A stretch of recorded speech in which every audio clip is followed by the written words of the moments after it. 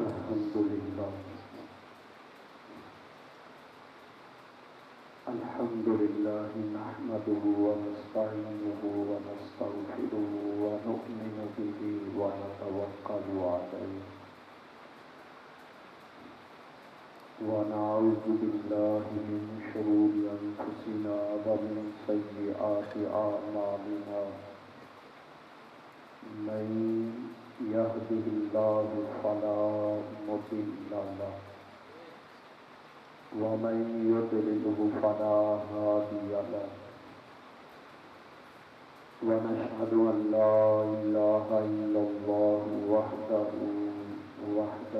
لا شريك له ونشهد أن سيدنا ومولانا محمدا عبده ورسوله أما بعد فأعوذ بالله من الشيطان الرجيم بسم الله الرحمن الرحيم وما أرسلناك إلا رحمة للعالمين صدق الله العظيم إن الله وملائكته يصلون على النبي يا أيها الذين آمنوا صلوا عليه وسلموا تسلیما. کوئی زبان خاموش نہ رہے، بآواز بلند مل کے میرے ساتھ درود و سلام. اللهم صل على سيدنا محمد عين العناية كنز الهداية إمام الحضرة أمين المملكة طراز الهلال ناصر الملل سلطان الطريقة برهان الحقيقة زين القيامة شمس الشريعة شفيع الأمم يوم القيامة صراط العالمين. الصلاة والسلام عليك يا سيدي يا رسول الله وعلى آلك وأصحابك يا حبيب الله. الصلاة والسلام عليك يا إمام الأنبياء والمرسلين وعلى آلك وأصحابك يا محبوب رب العالمين. حمد و ثنا اور درود و سلام کے بعد سبھی حاضرین و سامعین، بزرگوں، دوستوں، سب کو السلام علیکم ورحمۃ اللہ وبرکاتہ.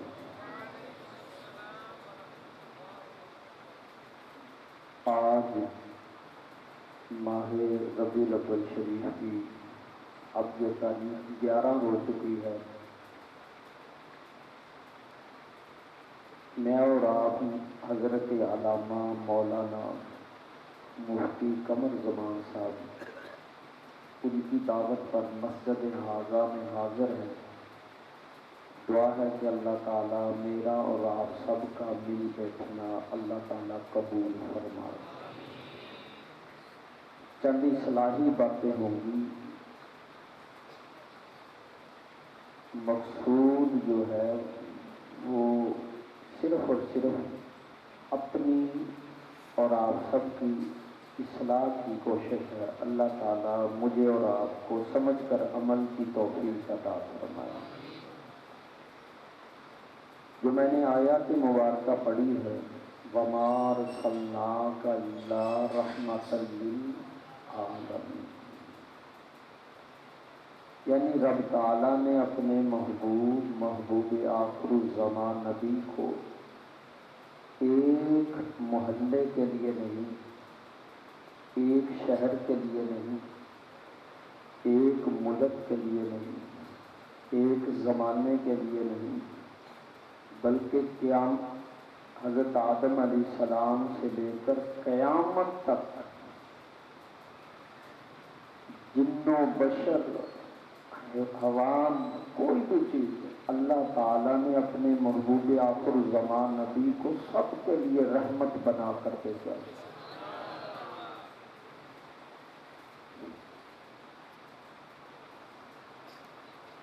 حضور علیہ السلام کی ولادت بسعادت بیان کی جاتی ہے، ہم بیان کرتے ہیں، آپ دوست احباب سماعت کرتے ہیں۔ ہر سال حضور علیہ السلام کی آمد کا مقصد بھی بیان کیا جاتا ہے۔ حضور علیہ السلام کی آمد کا مقصد سننے کے بعد اگر ہمارے اندر تبدیلی نہ آئے تو یہ بات صاف ظاہر ہے کہ حضور علیہ السلام کی آمد کا مقصد ہم نے سمجھا ہی نہیں۔ گفتگو جو ہے وہ موضوع اسی طرف توجہ ہے کہ حضور علیہ السلام کی آمد کا مقصد سمجھا گیا کہ حضور علیہ السلام نے بہت ساری حدیثوں میں خود اپنی ولادت بسعادت کا مقصد بیان فرمایا۔ مجھے میرے رب تعالیٰ نے کیوں بھیجا؟ بارہا بار انما بعثت معلما، فرمایا مجھے پوری کائنات پوری انسانیت کے لیے رب تعالیٰ نے معلم استاد بنا کر بھیجا ہے، تمہاری اصلاح کے لیے۔ جو بے راہ رب ہیں انہیں راہ ہدایت دوں، جو رب سے دور ہیں انہیں رب کا پتہ بتاؤں، جن کے بندگی نہیں رب تعالیٰ کی کرنی آتی انہیں بندگی بتاؤں۔ کسی کو بندگی کا علم نہیں تھا، کسی کو رب تعالیٰ کی معرفت نہیں تھی، رب تعالیٰ کی پہچان نہیں تھی، نماز کیا ہے، روزہ کیا ہے، زکوٰۃ کیا ہے، حج کیا ہے۔ اب بولیے یہ سب کچھ کہاں سے ملا؟ بارگاہ مصطفیٰ سے ملا۔ بڑے سے بڑا محدث بھی وہ حضور علیہ السلام کی اگر نالائن کی خیرات ملے گی تو اس کی بات بنے گی۔ تو حضور علیہ السلام کی آمد کا مقصد میری اور آپ کی اصلاح۔ اگر ماہ ربیع الاول شریف پر حضور علیہ السلام کی ولادت سننے کے بعد میں اور آپ اپنے آپ کو نہ بدلیں تو سمجھ لیجیے ہم نے حضور علیہ السلام کی آمد کا مقصد سمجھا ہی نہیں۔ اب اس طرف توجہ دی جائے، سب سے پہلے جن کی ہم آج 11 شریف ہے ان کا معمول دیکھ لیا جائے۔ پیران پیر شیخ عبد القادر جیلانی محبوب سبحانی، آپ سے کسی نے پوچھا کہ حضور آپ نے اتنا بڑا مقام و مرتبہ کیسے پایا؟ ابتدا سے دیکھیے، جب ہماری ابتدا درست ہوگی اگلی منزل بھی درست ہو جائے گی۔ جب دل درست ہوگا، حضور علیہ السلام کا فرمانے علی شان فرمایا جتنی دیر تک دل درست نہیں ہوتا فرمایا ایمان درست نہیں ہوتا۔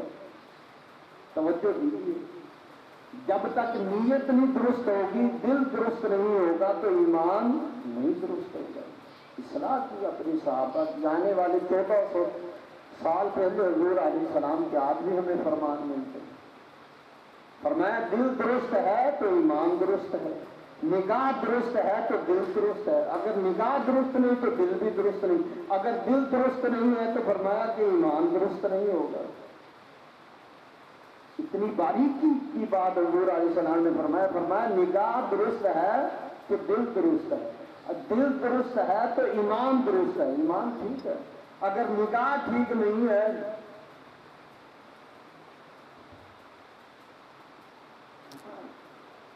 برا دیکھا جائے تو دل نہیں درست ہوگا۔ ذرا سبحان اللہ۔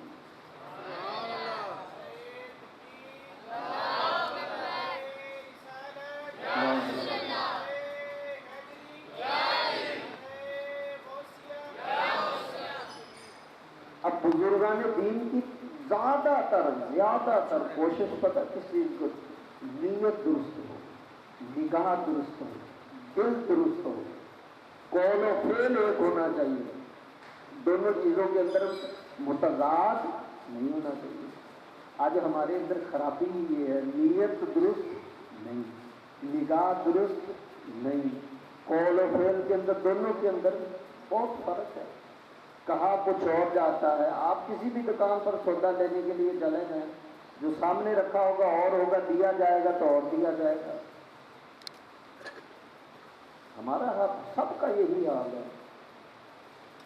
جب قول اور فعل ایک ہوگا تو پھر ہم درست ہیں، جب قول اور فعل میں دونوں میں فرق ہوگا تو پھر ہم درست نہیں ہیں۔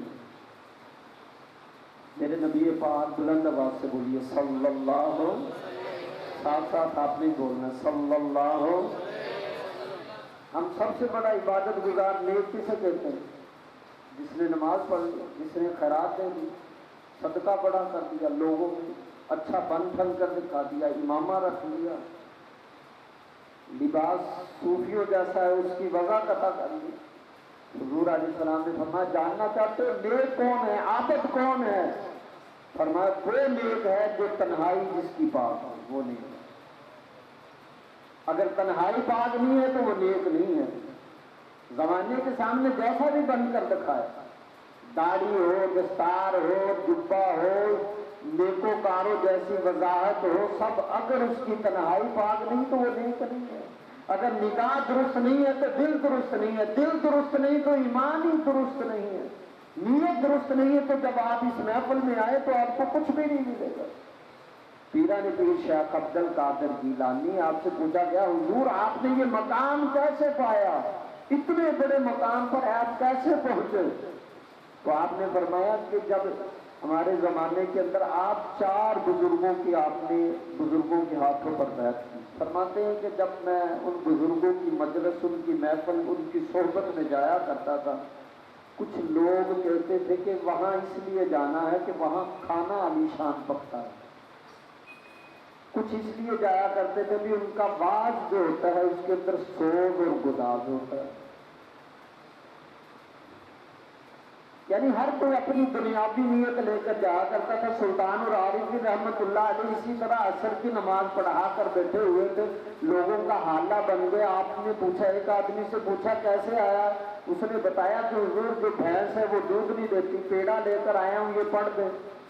دوسرے سے پوچھا کہ تو کیسے آیا؟ اس نے کہا کہ حضور گھر والی جو ہے وہ روٹ کر ناراض ہو کر چلی گئی، دعا کر دیں وہ واپس آ جائے۔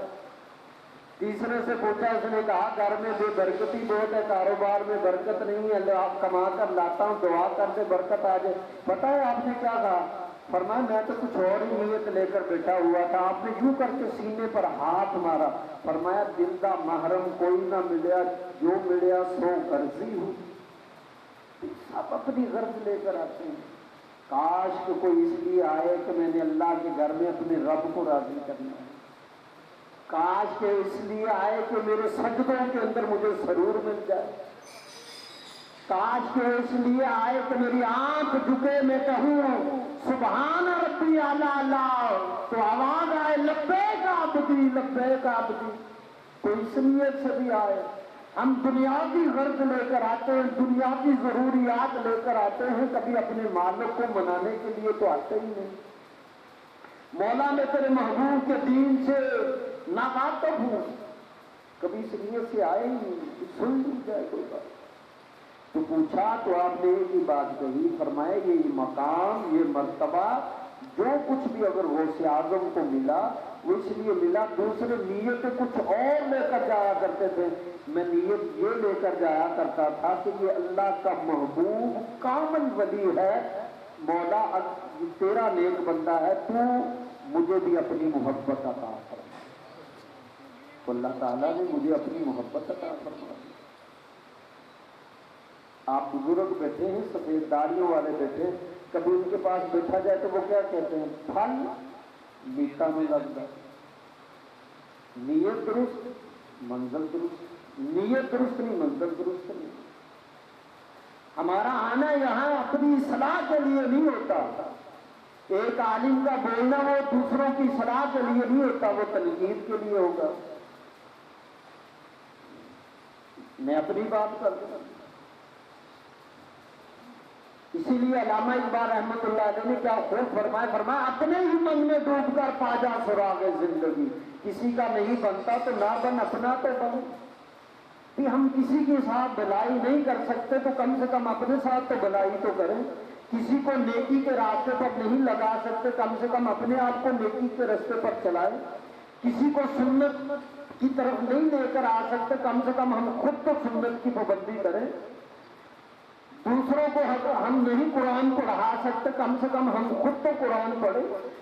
دوسروں کو نہیں سمجھا سکتے، چلو کم سے کم ہم خود تو بیٹھ کے قرآن کو سمجھے۔ حضور علیہ السلام کی شریعت کو دوسروں کو نہیں سمجھا سکتے، ہم نہ واقف ہیں، چلو کم سے کم ہم تو سمجھے۔ مگر نہیں، قرآن سمجھا نہیں، حدیث سمجھی نہیں، شریعت سمجھی نہیں، نماز سمجھی نہیں، کچھ بھی نہیں سمجھا۔ زبان سے کہہ بھی دیا لا الہ تو کیا حاصل، فرد نے کہہ بھی دیا زبان سے لا الہ تو کیا حاصل، جب دل و نگاہ مسلمان نہیں تو کچھ بھی نہیں۔ میرے دوستوں بزرگوں، جب ہمارا قول فعل، ہمارا لینا دینا، ملنا برتنا، چلنا پھرنا حضور علیہ السلام کی سنت کے مطابق نہیں ہے، فرمان کے مطابق نہیں ہے، فرمایا زبان سے کہہ بھی دیا لا الہ تو کیا حاصل، جب دل و نگاہ مسلمان نہیں تو کچھ بھی نہیں۔ علامہ اقبال نے اسی لیے کہا صاحب قرآن بے ذوق طلب، قرآن کا قاری ہو بے ذوق ہو، فرمایا مصلی پر کھڑا ہو کر کہنے والا ایاک نعبد و ایاک نستعین، جو تمنائیں وہ کسی اور سے رکھے، صاحب قرآن بے ذوق طلب، العجب العجب العجب ثم العجب، فرمایا 3 بار آپ نے فرمایا العجب العجب ثم العجب، فرمایا بڑی عجیب بات ہے، بڑی عجیب بات ہے، پھر فرمایا بڑی ہی عجیب بات ہے، قاری قرآن ہو مگر اس کے اندر ذوق نہ ہو، حدیث کا عالم ہو دل ملا گرفتار غم نیست، فرمایا حدیث کا حافظ ہے، قرآن کا قاری ہو مگر اس کے دل کے اندر دل ملا گرفتار غم نیست، اس کا دل جو ہو وہ محبت مصطفیٰ کے اندر گرفتار نہ، فرمایا بڑی عجیب بات۔ نگاہ ہست در چشمش نمے نیست، فرمایا آنکھ ہو اس کے اندر آنسو نہ ہو، بڑی عجیب بات۔ تو بتانے کا مقصد یہ ہے کہ اگر شروع سے دیکھ لیا جائے، ہر عالم کی بات نہیں کرتا، میں اپنی ہی طرف دیکھ لوں تو کیا ہے، ذوق سے خالی ہے، شوق سے خالی ہے، سجدوں کے سرور سے ہم خالی ہے۔ تو اس لیے ضرورت کس چیز کی ہے، میں اور آپ اپنے آپ کی طرف توجہ دیں، اپنے آپ کی طرف توجہ دیں، اپنے آپ کی طرف اپنی اصلاح کریں، اپنی اصلاح کریں۔ اب میں ایمان سے آپ نے خود بتانا ہے، یہ جو سامنے نل ہے اگر اس کے نیچے ایک برتن رکھ دیا جائے، ایک ایک ایک ایک قطرہ بھی گرتا رہے گرتا رہے، بولیے جب صبح کو آئیں گے تو وہ برتن بھر چکا ہوگا کہ نہیں بھر چکا؟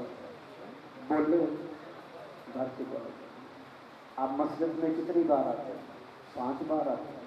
کچھ تو ایسے بھی ہیں جو مسجد میں ہی بیٹھے رہتے ہیں، کچھ تو ایسے ہیں جو فجر کی نماز سے پہلے نماز تہجد کے لیے بھی ادھر آ جاتے ہیں، ایسے ہی ہے۔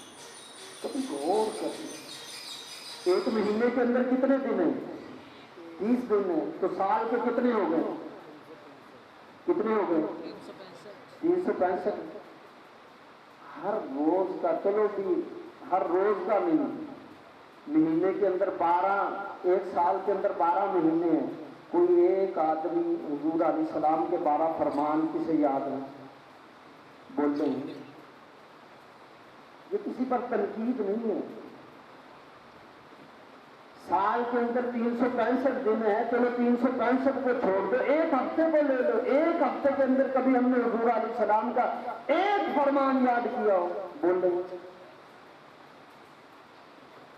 کہ دوستوں بزرگوں، بتانے کا مقصد یہی ہے، خرد نے کہہ بھی دیا زبان سے لا الہ تو کیا حاصل، نبی کا دین ہم نے سمجھا ہی نہیں، پڑھا ہی نہیں، اگر کوئی بیان کر رہا ہے تو ہم اس کی طرف توجہ ہی نہیں دیتے، کہتے تھے یہ حفاظ کا کام ہے، علماء کا کام ہے، قراء کا کام ہے، محدثینوں کا کام ہے، بس ان کا کام ہے یہ بحث کرے، مباحثہ کرے، پڑھے پڑھائیں، مگر ہمارا کام نہیں۔ یہ یاد رکھ لیجئے، جب تک آپ دین کو نفع نہیں دیں گے، دین آپ کو نفع نہیں دے گا۔ خود آپ دین پر نہیں چلیں گے، آپ کی آنے والی نسلیں بھی دین پر نہیں چلیں گی۔ اگر آپ صبح صبح اٹھ کر اپنے بچوں سے کہیں بھی چلو اٹھو مسجد چلے قرآن پڑھے، خود نہیں قرآن پڑھیں گے تو وہ کبھی قرآن نہیں پڑھیں گے۔ آپ خود نماز نہیں پڑھیں گے تو ہمیں اٹھا کر بیٹے بھی جائیں جا کر نماز پڑھے، وہ نمازی نہیں کریں گے۔ نہیں بنے گی۔ تو بتانے کا مقصد یہ ہے کہ ایک نل کے نیچے بالٹی رکھ دی جائے تو قطرہ قطرہ وہ بھی اپنے اندر جمع کرے تو صبح تک بھر جاتی ہے۔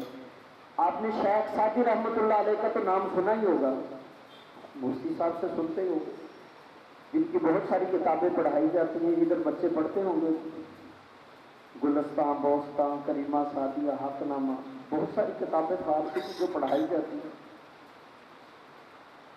آپ جانوروں کو لے کر نکلے، چرواہے تھے، بارش بہت زیادہ برسی، اتنی زیادہ برسی کہ جانور نے نہ پاؤں رکھا گائے نے، تو وہ زمین میں دھنس گیا۔ تو کیا دیکھا کہ اوپر سے ایک ایک قطرہ گر رہا، اس کے اندر گرتا رہا، یہاں تک کہ وہ جتنا بھی اس کے پاؤں سے بنا تھا نا، وہ سارے کا سارا بھر گیا۔ آپ نے یوں کر کے اپنی انگشت دانتوں میں لی تو سوچ میں گم ہو گئے۔ فرمایا کہ اگر ایک حضور علیہ السلام کا فرمان اگر ہر روز ایک کی آیت یاد کرتا نا قرآن کی، ساتھی آج تو قرآن کا قاری بن چکا ہوتا، حدیث کا حافظ ہوتا۔ پتہ پھر کیا کہا؟ 40 سال عمر عزیزت گزشت، مزاج تو از حال طفلی نوشت۔ طفل تو سمجھتے ہوں گے ماسٹر صاحب، 40 سال عمر عزیزت گزشت، مزاج تو از حال طفلی نوشت۔ فرمایا تیری پیاری سی عمر کے 40 سال گزر گئے، تیرا مزاج ابھی بھی بچوں جیسا۔ ہمارا ہوائے حوث ساختی دمے کا مسالے نہ پڑتا کبھی۔ تیری عمر ساری کی ساری حوث میں ہے، لالچ میں ہے، ہرس میں ہے، یہ نہیں ہے، یہ نہیں ہے، یہ نہیں ہے، یہ نہیں ہے، یہ نہیں ہے، یہ مل جائے، یہ مل جائے۔ ساری کوشش کس لیے ہوتی ہے؟ نام کے لیے ہوتی، مکان کے لیے ہوتی، پیسے کے لیے ہوتی، شہرت کے لیے ہوتی ہے۔ بولیے جب یہ روح نکلتی ہے نام وہ رہتا ہے؟ نہیں رہتا۔ مکان جو بنایا ہوتا ہے اس کا مکان رہتا ہے؟ نہیں رہتا۔ یہ ساری چیزیں ہم نے اپنی پر سے پشت ڈال دی، یاد ہی نہیں ہے کہ جن چیزوں کے لیے میری دوڑ لگی ہوئی ہے، نام کے لیے میری دوڑ ہے، میرا نام بن جائے، روح نکل جائے گی، یہ نام نہیں رہے گا۔ کوئی نہیں کہے گا بھکاری صاحب، مفتی صاحب، حافظ صاحب، علامہ صاحب، بریگیڈیئر صاحب، جنرل صاحب۔